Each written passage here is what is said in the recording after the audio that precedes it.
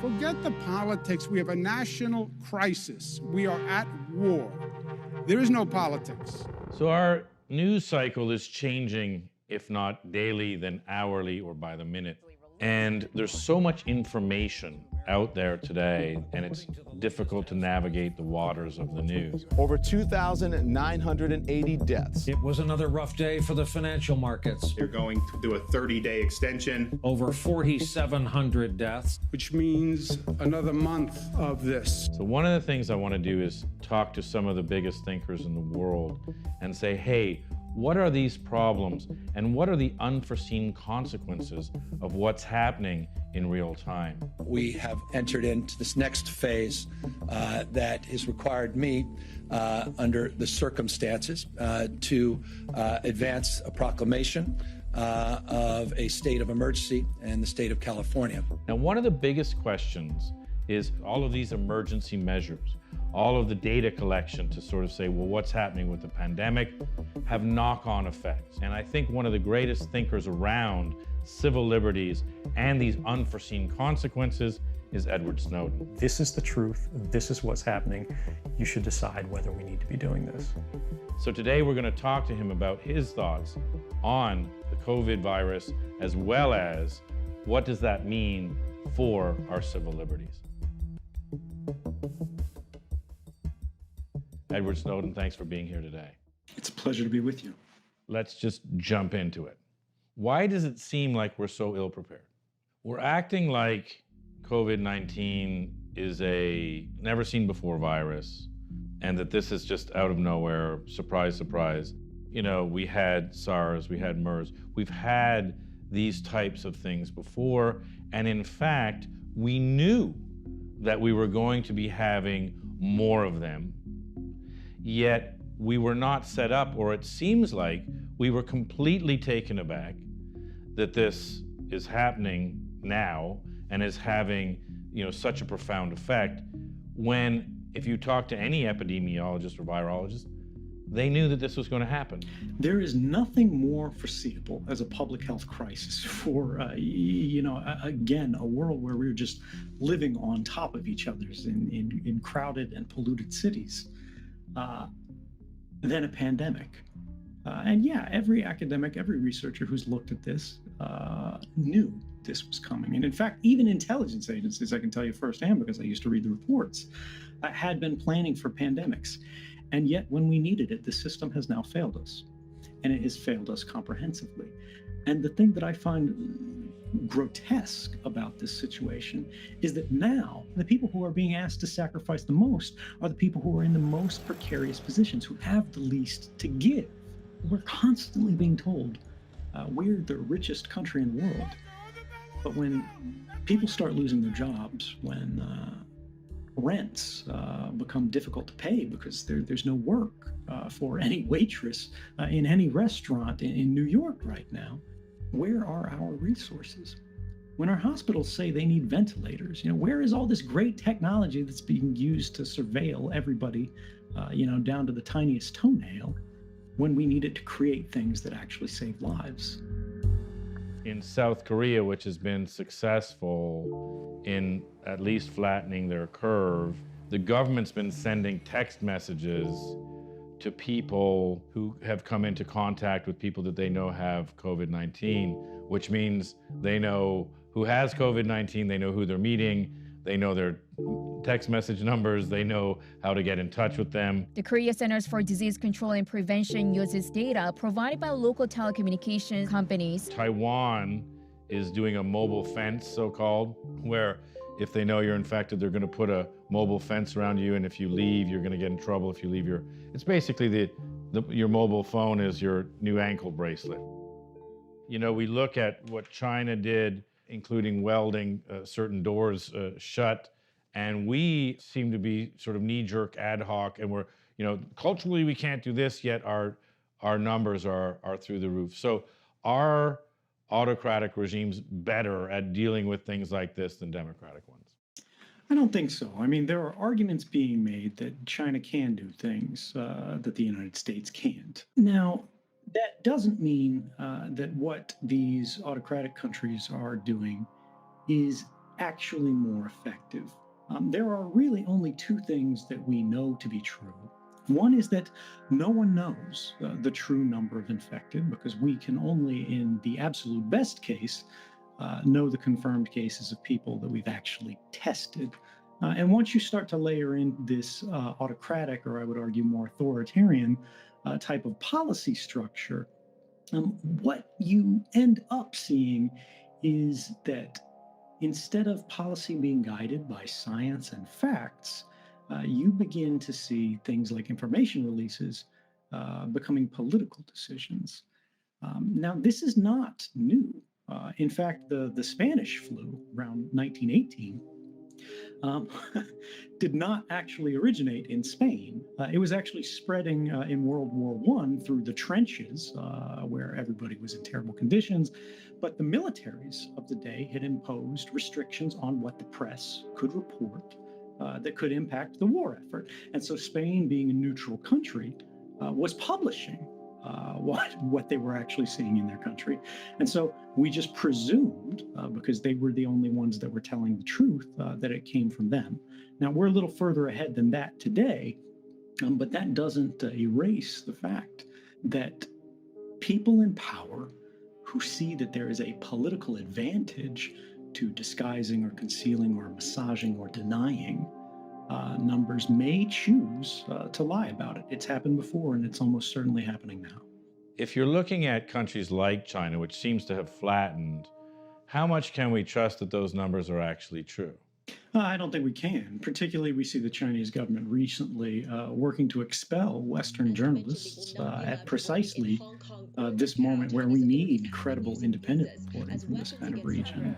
And then there's all of these rumors and initial reports that say things like, the number of earned shipments for burials have gone way up, way beyond what you would expect from the official numbers. And the fact that we cannot get independent verification of the facts gives us reason to doubt the official story. And the reality that we need to accept, which is an uncomfortable reality, is that even in places that are not autocratic regimes, they're going to have a second wave, they're going to have a third wave, they're going to have a fourth wave based on all of the best medical analysis that we have available today. I think I was reading a paper this morning that was from, I think, the Chan School of Public Health at, I think it was Harvard University, that said pumping the brakes is going to have to be the new strategy. Which means we're at the beginning of, as you say, second, third, fourth waves of this coming. And so all of these measures are going to get more severe. And what then happens to civil liberties, to privacy rights, to democracy? I mean, what are the knock-on effects that you can see? This is really the central question of this moment in history. What we see is everyone is fearful and hopeless and so worried about today that we have really stopped thinking about what tomorrow will look like as a result of the decisions that we take today. We've seen in countries like Taiwan and South Korea, and spreading also into more Western countries, and of course in the United States where it has begun as well, the tracking and monitoring of the movements of the whole of the human population through the movements of our phones. And it is, I think, something that should raise cause for concern, because when we talk about the applications, and I'm sure we will, they're saying they're using it for contact tracing. This person gets sick. Where did they go? Who may they have come in contact with, precisely so they can produce these kind of text messages that you describe? On its face, it seems like it might be a good idea. There is, of course, a natural presumed benefit here. And yet, this level of contact tracing, this method of contact tracing, does not really work on a pandemic scale. We're declaring, various states of emergencies here and there, but these have sweeping powers. What is being built is the architecture of oppression.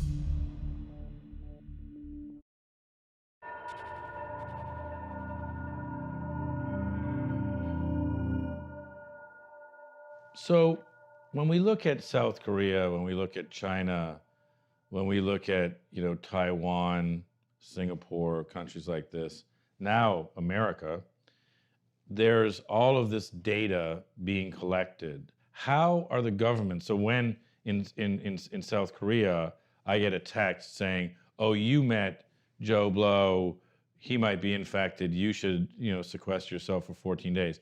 How are they getting that data? That's a good question. I mean, that's really the one that should make everyone just look at their phone and, sort of raise an eyebrow.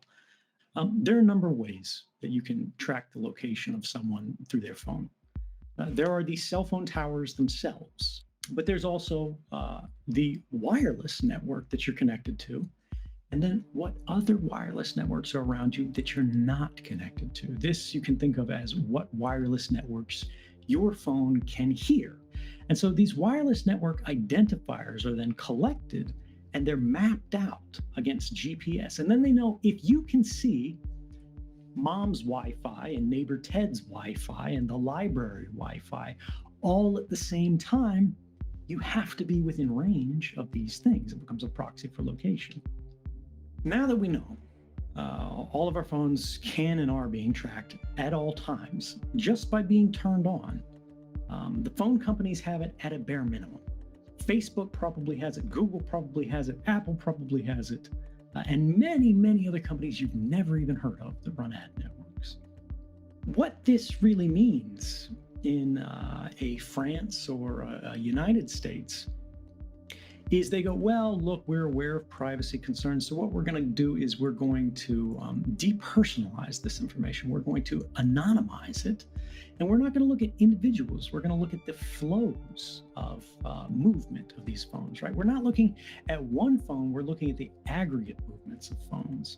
The problem is, if you're not tracking one infection or 100 infections, but you're tracking 100,000 infections, contact tracing quickly becomes useless. And more, the precision of location information is either so rough that it is largely useless, which is the case if we're talking about the cell phone networks, the cell phone towers you're near, to very, very precise location information, in which case this information, when you're applying it at scale, cannot be anonymized in a meaningful way. And then there's this big question of, well, where does all that information go? How is it controlled? Who is it being used? It's information about me. I should have some influence over it. I should have control over it. But unfortunately, in the United States, to a large degree, you don't. There is no basic privacy law in the United States. We need to be able to make sure that the brakes that are being pumped are on the pandemic rather than our society. It seems that this is maybe the greatest question of the modern era around civil liberties, around the right to privacy. Yet no one's asking this question. We really don't hear a lot about it. And so now this is probably the largest societal zeitgeist change to, yes, have the information because we have to stop this thing. We're declaring, various states of emergencies here and there, but these have sweeping powers. So we're sitting here in America, quarantined, and saying, okay, what does this mean going forward? When I think about the future, when any of us look at where this is heading, we need to think about where we've been. And sadly, these kind of emergency powers that are born out of crises have a perfect history of abuse. I mean, down the board, whenever you look at these things, the funniest part about it, in a dark way, is that the emergency never ends. It becomes normalized when you talk about mass surveillance. The Bush-era warrantless wiretapping program, only part of it was shut down. And it's rolled over and it's rolled over and it's rolled over. And we've reformed things at the edges, but the basic practices of what was supposed to be a stopgap emergency, which was in response to another stopgap emergency, which was, of course, the legacy of 9/11 and the Patriot Act. And we are still today engaged in the same wars that we declared nearly 20 years ago that we have not managed to escape. We had, as a result of 9/11, the rise of nuclear Iran because their counterbalance in Iraq was removed. We saw authoritarianism begin to creep across Western societies, places we wouldn't expect, like Hungary and Poland. As authoritarianism spreads, as emergency laws proliferate, as we sacrifice our rights, we also sacrifice our capability to arrest this slide into a less liberal and less free world. Do you truly believe that when the first wave, the second wave, the 16th wave of the coronavirus is a long forgotten memory, that these capabilities will not be kept, that these data sets will not be kept?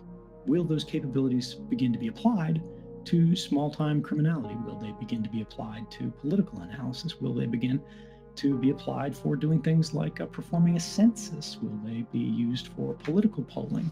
No matter how it is being used, what is being built is the architecture of oppression.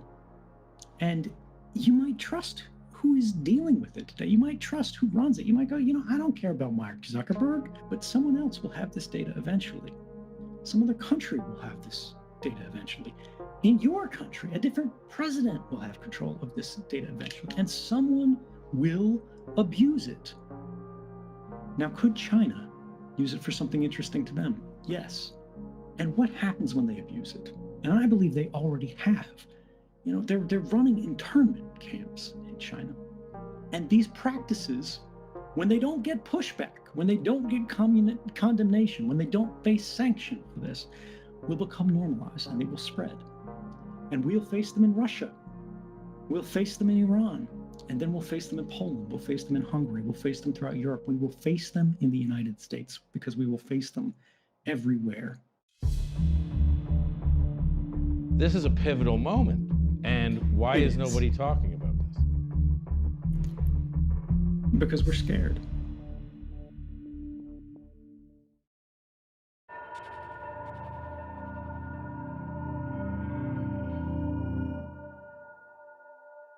We've talked about this is, let's say, the first wave, and until there's a functioning vaccine, there's going to be more waves. There's going to be more pandemics.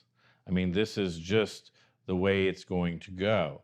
So if there's going to be more waves of COVID-19, and in fact more waves of other pandemics going forward, then theoretically there will be more information collected, more information shared. This is the quote-unquote new normal. This is just, it's not going to get better. This is just it. This is a pivotal moment. And why is nobody talking about this? Because we're scared. If we work together, if we think about how we can protect ourselves, our families, our communities, our hospitals, if we think about how we can work together internationally to overcome this as our waves peak in different places at different times, we cooperate, we can start to get this space to think not about addressing the symptom of our overcrowded and unequal world, which is this virus that has spread across borders instantly.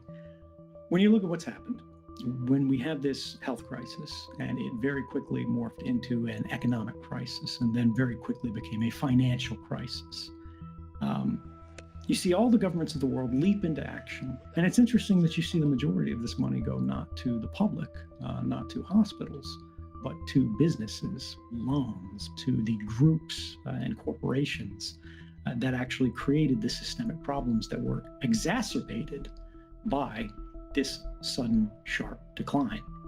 But we need to remember that this virus will pass, but the decisions that we make today in this atmosphere will last. We will have to live with them, our children will have to live with them, all of our posterity will. It's not just about America, it's not just about your city, it's about everywhere. Because these systems, if we do not change them, they're going to make decisions for us on an automated basis to determine who gets a job, who gets a home, and who does not.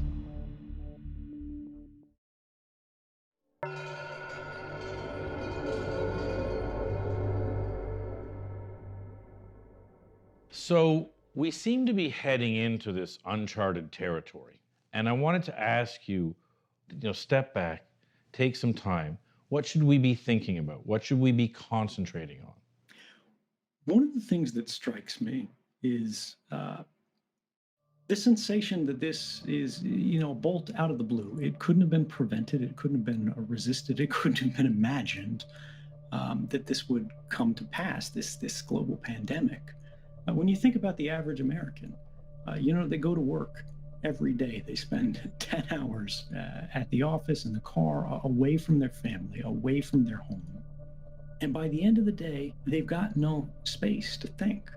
And now all of us collectively at the same time has been forced into a global sabbatical all around the world, which is an extraordinarily rare event in history. We are at one of the only moments that will be in our lifetimes where the system is so stressed and so overextended and the leadership so clearly out of its league that we have the ability to make not reformative changes, but revolutionary changes, that we can actually change the functioning of society, that we can actually change the structure of the system that controls and influences our lives, the way that we are being monitored, the way that we're being tracked. Because these systems, if we do not change them, will not simply be used to monitor our health. They're going to make decisions for us on an automated basis to determine who gets a job, who goes to school, who gets a loan, who gets a home, and who does not. And we today are being asked in a moment of extraordinary fear, what do we want these systems to look like? And if we don't make that decision ourselves, it will be made for us. Edward Snowden, thank you for your time today. Thanks so much, Shane.